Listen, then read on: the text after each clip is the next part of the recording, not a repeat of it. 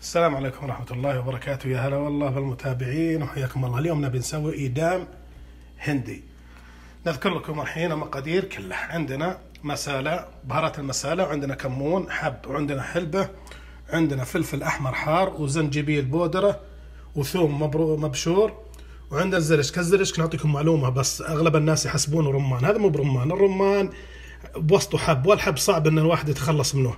هذه شجرة وتسمى شجرة الزرشك، تلقونه عند العطار، بس قولوا نبي الزرشك يعطوكم إياه. وعندنا الحين بطاط مقطع مربعات، وبصل، وعندنا حلبة مفرومة، وعندنا طماط. هذه مقادير اللي بنسويه بالإيدام الهندي. وحطينا الحين مقلاة، حطينا الزيت عليه، ننزل عليه بالتدريج اللي هو الكمون، بس نحمسه حمس بسيط لا طلعت ريحته. حطينا عليه اللي هو الزنجبيل، ونحط عليها الثوم، ونحط عليه باقي البهارات الثانية اللي هو البصل والطماطم. معلومة يا جماعة، البطاط اللي يجي لونه أبيض زي كذا، هذا لونه أبيض وهذا لونه بني، هذا حق الطبخ، هذا يتحمل الطبخ اللي هو هذا يتحمل الطبخ. هذا نقليه قلي، لا القلي لا السلق، نسلقه ولا نقليه. هذا ممتاز لأنه لين بسرعة وذا يتأخر بالطبخ. ونبي نسوي الحين خبز. الخبز طبعا هذا هندي. حطينا دقيق أبيض كوبين، وفلفل أحمر حار، وشوية حلبة، وملح، وكركم، وملعقتين كبار زيت، وعندنا بودرة الحمص مطحون. هذا حمص مطحون. هذا نبي نسوي خبزة. طبعا الخبزة نبي نحط تقلى على الزيت. هذه أكلة هندية. مثل ما تشوفون الحين بدأ يتحمر. لا تحمر، حطينا عليها الثوم على طول، الثوم، وبعده البصل والطماط، والبهارات تجي بالتدريج عاد. الحين ننزل عليها الثوم،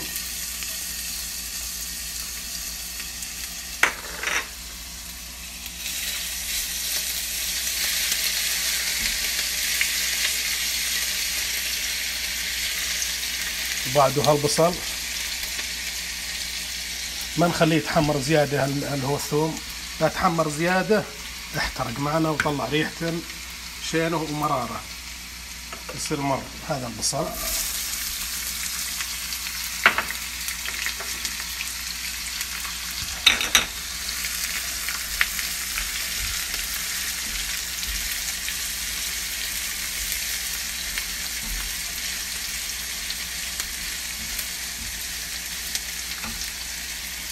مثل ما تشوفون انطبخ البصل، ما نبي يتحمر، لا تحمر يحترق الباقي كله اللي شفتوه ذا يحترق. نحط الحين عليه الطماطم، خليه يطبخ مع الطماطم.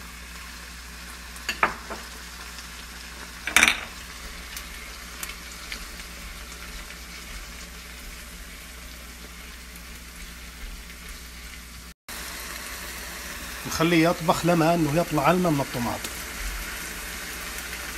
لا نشف الماء نحط باقي المقادير اللي هو البطاط، ونحط عليها البهارات الباقية اللي هو الزنجبيل المطحون، وعندنا الحبحر الحار حسب الرغبة. إذا تحطون حبحر طازج حطوا، لكنه هذا بودرة. اللي يحط حبحر حار زيادة يحط الطازج،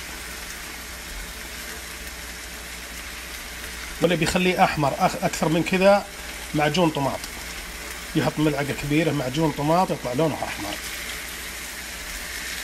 هذا إيدام زي الصالونة، زيه زي المرقة، احنا نسميه مرق وهنود يسمونه إيدام.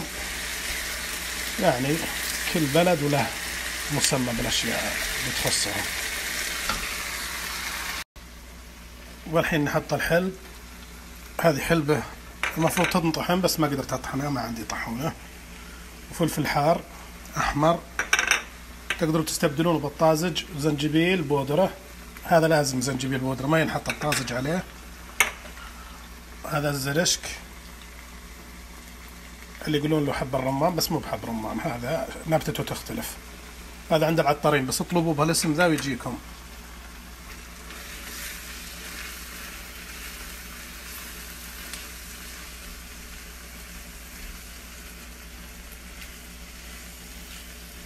والحين نحط البطاط إيدام البطاط.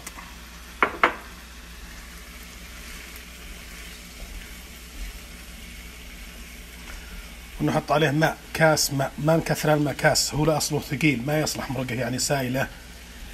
المرقة هذه ثقيلة ما تصير سائلة، عشان نبي نسوي معها الحين خبز، الخبز الهندي بالزيت، يقلى قلي بالزيت. والحين بنحط ماء، شوفوا الماء ملعقة تقريبا فنجان أو فنجالين شاهي، ما نكثر عليه بس، لأن احنا نبيها ثقيلة ما تكون خفيفة مرة. نخليها تطبخ متى ما قضت. نقول بسم الله. خلاص الحين بنبدأ بالعجينة عشان الوقت.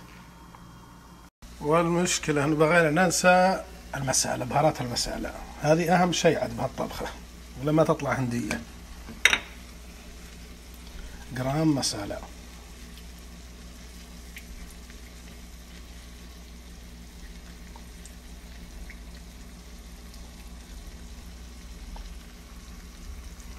وعندنا الحلبة، بنحط الحين الحلبة عليها، هذه حلبة خضراء. خلي على نار هادية مثل ما تشوفون النار هادية. وعندنا دقوس، سوينا دقوس. الدقوس يا جماعة طماط بالخلاط ومعجون الطماط، ونحط عليه اللي هو الحبحر هذا اللي يجي كرز، هذا أفضل شيء. ونحط عليه شوية ملح، واللي بيحط ثوم يحط ثوم، بس هذا الدقوس. الأكل اليوم كله بالحلبة. عندنا مثل ذكرنا لكم كل المقادير هذه، ملح وكركم وفلفل حار وملعقتين كبار اللي هو زيت، وعندنا طحين أبيض، وعندنا حمص، وعندنا حلبة. الأكل كله بالحلبة. هذا خبزة، الحين بنسوي خبزة ونعجنه ونخليه ترتاح، وبعدين بقلاية الزيت نحط عليه ماء، ما يكون دافي ما يكون بارد. نحط شوية ملح عليه لما حطينا بالبداية، هذا الملح، ونقصر عليه مرة نخليه يطبخ على راحته. هذا الخبز نحط الماء طبعا بالتدريج لما نحصل على الطريقة الصح بالعجينة، لا تكون ثقيلة ولا تكون خفيفة مرة، يعني تكون تلزق باليد، تكون وسط.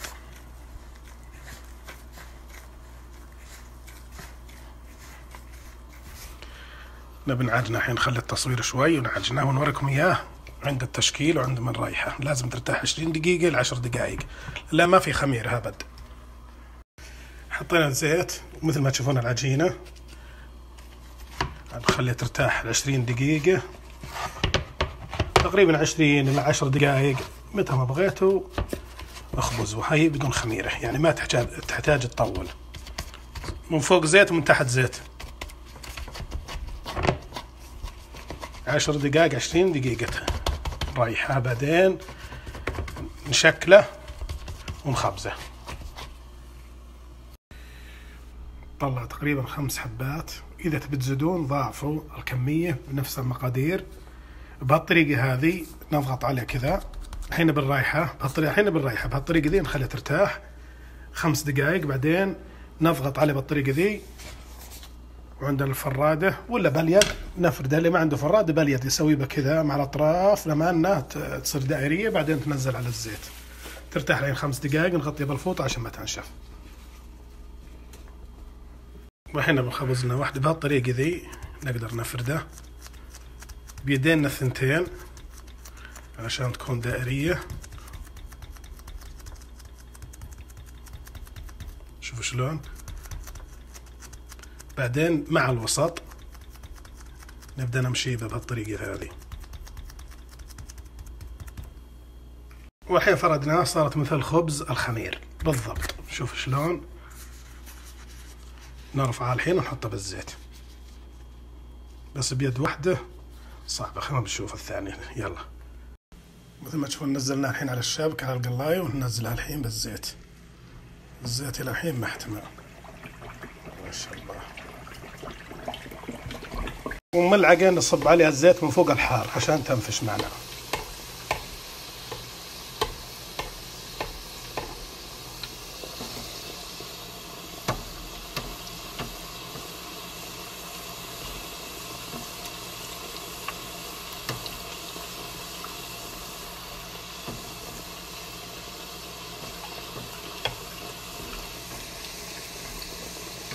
أول ما ننزله تنزل هي تغطس تحت، بعدين لما استوت ترتفع مثل ما تشوفون.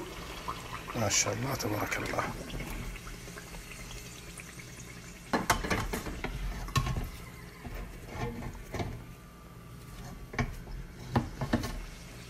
لكم واحدة، شوفوا نزلنا واحدة، شوف شلون تنزل تحت على طول، تنزل ترتفع هي من نفسها.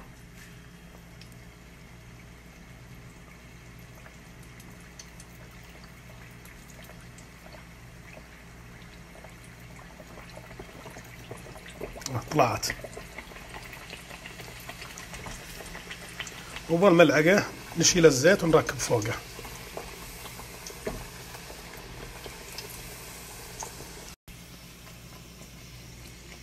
والحين بنجرب الهوم ماستر. طبعا الهوم ماستر هذا مشكلته انه ما فيه مؤقت على الحرارة، يعني لو انفشت الخبز معنا تحترق، هذا قوي حرارته.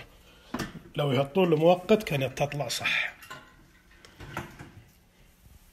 طبعا هذه ما تضبط معنا زين الحقيقة، لأنها تبي زيت، لأن الثوم اللي هو الخضر الطازج يحترق ويطلع ريحة، بس زيت أفضل شيء. هذه خبز عادي ما يحط له الأشياء هذه اللي تونا بننزله بالزيت، ما بقي له شيء بسيط، بنزله بالزيت الحين. بسم الله.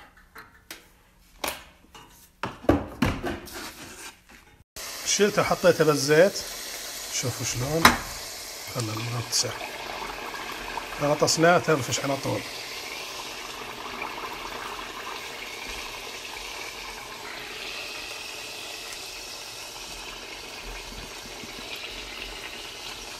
ما شاء الله تبارك الله. وخلصنا من الإدام.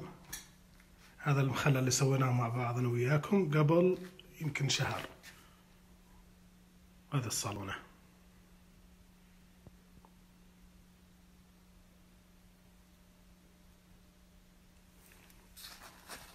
خبز طري. ما شاء الله تبارك الله. تفتت.